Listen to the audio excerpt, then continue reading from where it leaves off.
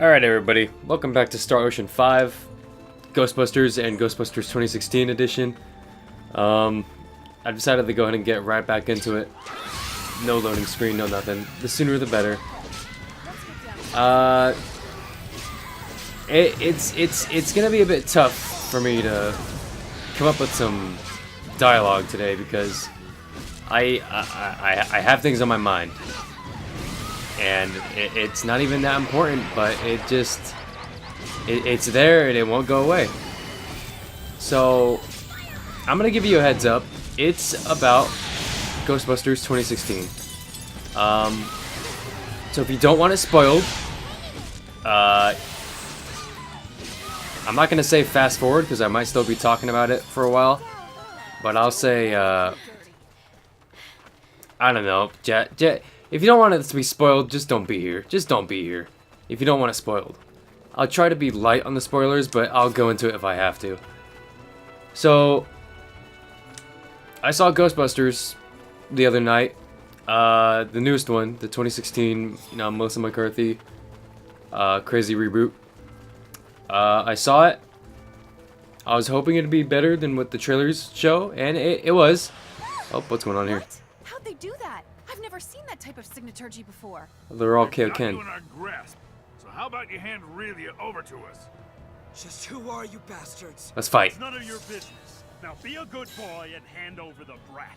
Unless you want to die. Hold on to Nope. Aurelia. Oh, I'm doing negative damage here.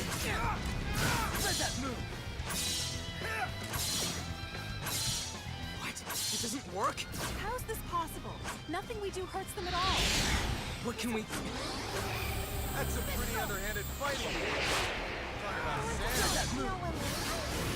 There's gotta be something I can do, right? Who you? Who the heck are those guys?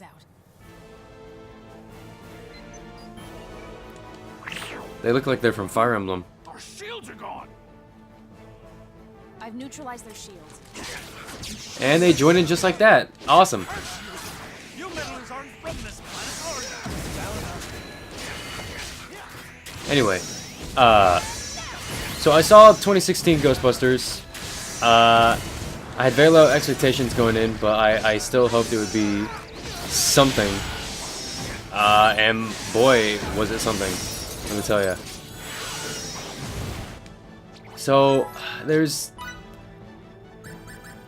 so much I have issue with in this movie, and I don't even know where to begin. But the most fresh thing in my mind that I have issue with is just the ending scene. Maybe the last 20 minutes of the movie, the entirety of it. I'd rather not start at the end. I don't know where to start. I don't know where to start, and that's one of my issues with myself. I suppose we can start from the beginning. So I was expecting something.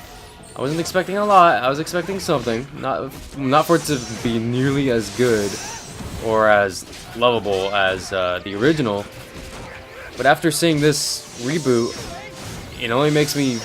I only remember feeling like I wanted to go back home and watch the original again. And I can't help but feel like that a lot of people who know of the original and didn't really have much of a good look on this movie feels the same way. Not to necessarily say that it wasn't its own thing. I mean, for God's sakes, it desperately tried to be its own thing. But at the same time, it didn't. If that makes sense to you. It tried to be its own film while not being related to the original, while still relying on the original. If that makes sense to you. Let me explain. So, there's a lot of times in the movie where there's a whole bunch of things going on, and they kind of explain why they do it and why they don't do it and why things are the way they are and why they aren't. But they also avoid going over any precautions as to why they shouldn't do it. Precautions which are gone over in the originals. And I feel like they don't go over that because You truly they saved have us, the Steve. originals to rely on. And yet, at the same time, they don't want to be related to the originals. Can we join you on your trip? Huh? I must say. I'm losing track of my thought, that but let's expression listen of here. gold is Let's so listen into this rude. conversation here. Allow me. We're not out to do you any harm. My name is Anne, and his is Emerson. Exactly. You can totally trust us. So just take us. Captain. Emerson. Please stop telling these nice people what to do. You're right. I'd also be wary of someone asking to join me out of the blue. Okie dokie then. This is the deal. We're just like you guys. Just like us? How so? You see, we were also running from those Atramentus thugs. They were after you too? There was that brouhaha in Medoc, right? We were scurrying away from that and we happened upon your little scuffle. And you decided that you would help us? 2 of you are beautiful ladies and 1 an adorable kid. Who to save and who to snuff out was clear as day. Thank you. You're very welcome. Oh, little Sounds kiddo. good to me. You can come with us. I knew you'd say that. We won't let you down. Okay. So, the film, I feel like the film is trying to be its own thing while not relying on the original films, but at the same time relying on the original films. And this is all gonna sound like a very cluttered mess, but I promise it goes somewhere. And the reason why it might sound like a mess is because, again, it's 4 in the morning. It tried very much to be its own film, but any questions that they leave unanswered, they leave the audience member, the viewer, to fill in the gaps on their own via knowledge gained from the original films, such as, these proton packs, they don't destroy ghosts, they only move ghosts. That's not really something they explore in this film because that's something that's already gone over in the original. They know that they designed it to not destroy ghosts, but to simply capture them and move them, to relocate them, really. Oh shit! Why can't I go there? Oh, cutscene. Santa Roll's not far now. That and there's just Sun's coming up. it tries too hard to cover too many bases, too often. Hey, look. The humor is all over the place. It's either throwaway gags, toilet humor, or just modern day 2016. Oh, I'm awkward, and that intern is automatically funny. That doesn't translate very well. At least to me, it doesn't, because I've seen the originals, and the humor wasn't that in the original. In the originals, the humor was very much quick wit, puns, and play on words. Situational humor, so to speak. And I know what the counter argument is going to be. The counter argument is going to be, oh, try to imagine this film as its own thing. Please pretend that the originals didn't happen. Well, that's where the whole thing I'm going on about, where they both don't and they do rely on the originals happening, because they very much have that going on for it. I'm gonna try this time because I know now that it'll disappear if I exit. So I'll give this a shot. What was I saying? In retrospect, I should probably write a general idea of what I'm gonna say, like maybe I don't know, a script. But let's add a little bit. There we go. Oh, I may have made a mistake. I made a mistake.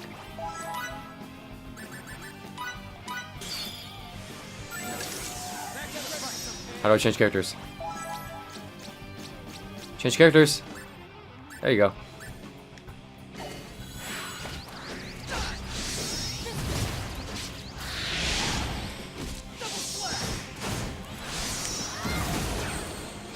Okay, so these guys hit hard, but they're pretty soft.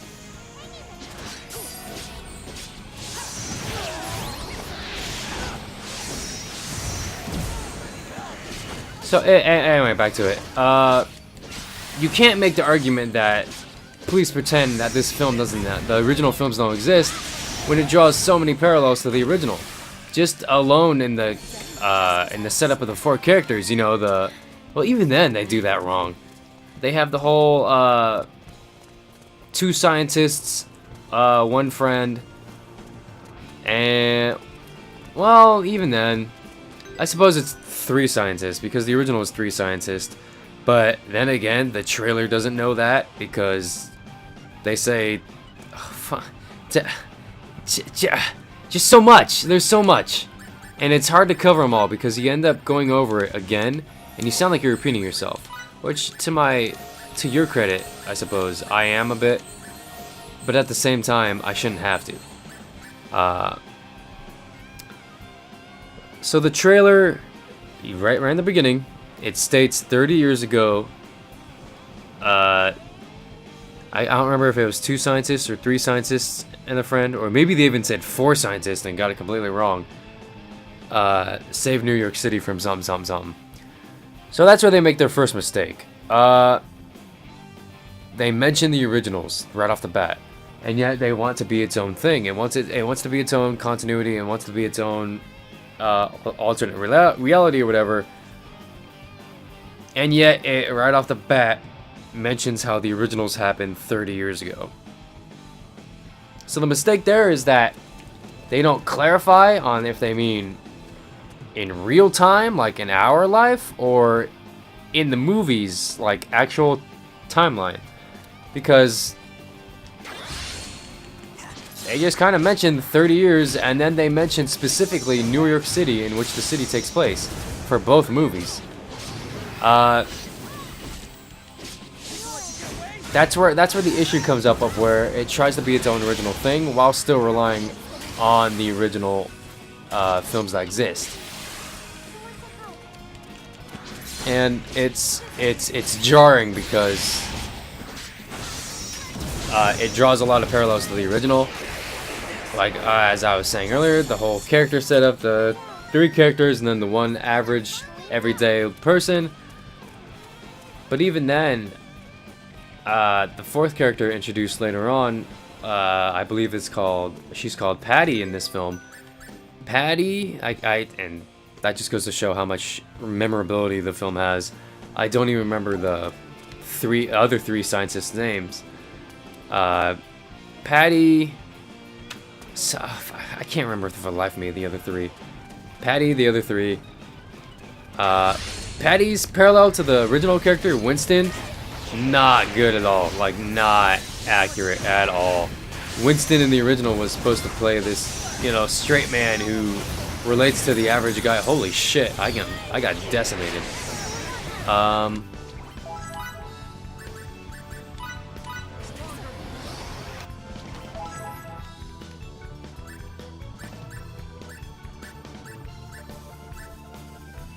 Hold up.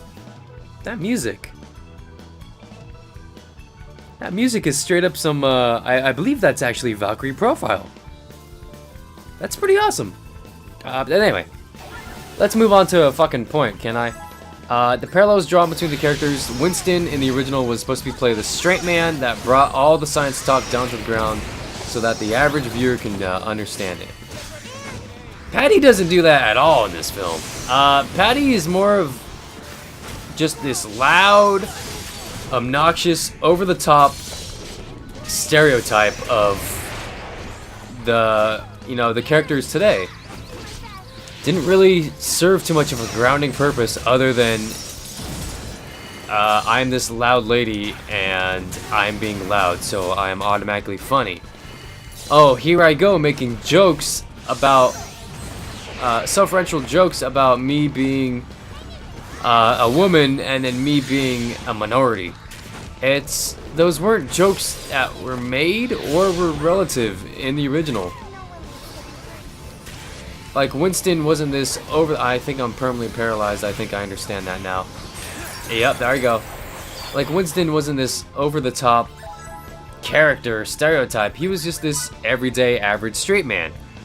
To which people would relate to.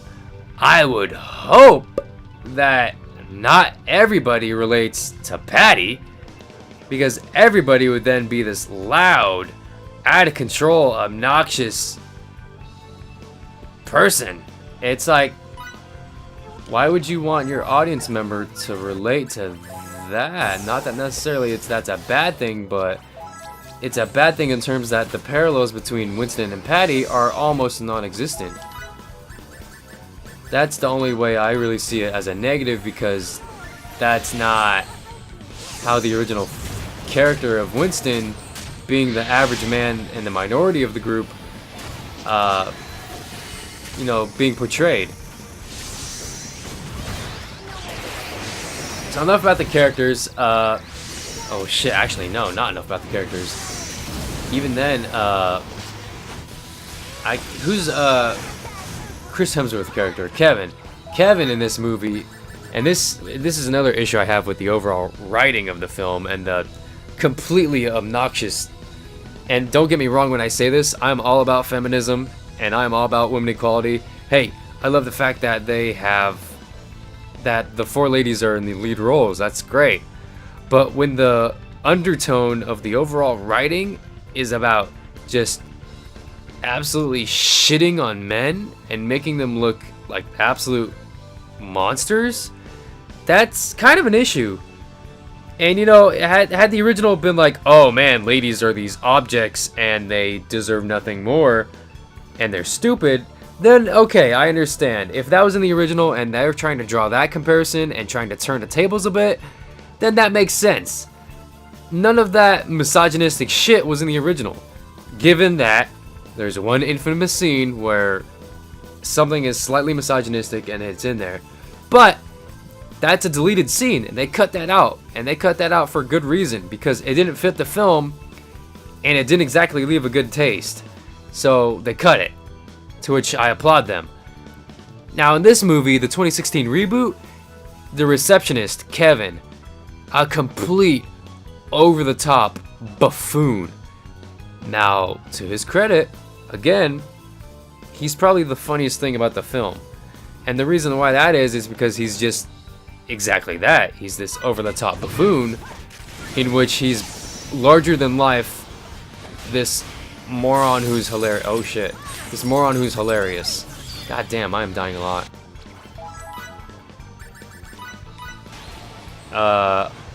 I'm disappointed that they made him that way, because in the original, the receptionist is looked in a very great light, in that she gets her job done very quickly and efficiently, given that she doesn't really have much of an interest in what the guys are doing or the shenanigans they're up to, but nonetheless, she gets the job done and she isn't shit on the entire movie. And actually, she's quite a pivotal role in the film. That's not really... Okay, well, I'll be fair. They kind of turned it around in the end where, spoiler alert, they kind of make it where the villain takes over the receptionist Kevin and they make him into a pivotal role. That's an accurate parallel drawn between the original and the reboot, in that the unassuming receptionist becomes this key role and I want to say antagonist, I think that's the word. And actually becoming this key role as a villain in the film. They do a good job with that in making him significant, other than that he is a moron. What am I looking for? Blackberries, right? Yes, blackberries. MP, thank you. So enough about parallels, let's actually go on about the frickin' film. The very first actual joke in the film is about a fucking woman's front pants fucking fart. And it's like, are you serious? I don't remember there being shit jokes in goddamn original. And I know you guys are like, hey, stop drawing parallels to the original, but I'm sorry. They did that to themselves by making this film and using this property and making comparisons. I've unlocked at least one new role. Okay, is that the end then? They did that to themselves by using the property, by using the proton packs. They did this themselves. They set this all up themselves. They knew what they were doing, and as genuine as the intentions were, the execution just did not pay off. It was not good. Even if you play pretend for a good moment and you say, oh, pretend that the originals didn't exist. Even then, this movie alone is just okay. Just barely okay. Not the worst thing I've seen, for sure. But just barely alright. It's not even... it's not even worth... I'd say not even worth paying for. I'm glad I didn't pay for it. Let's see here. What's next? What's next? Probably help if I wrote a script or some notes or something, going over like key ideas I had about this. But regardless, the jokes overall, hit and miss. I describe it as simply as I can to my friends and coworkers. I describe it simply as this very much feels like a movie that was made in 2016, in that it has this strong focus on feminism, modern day feminism, and examples in which men are just shit on.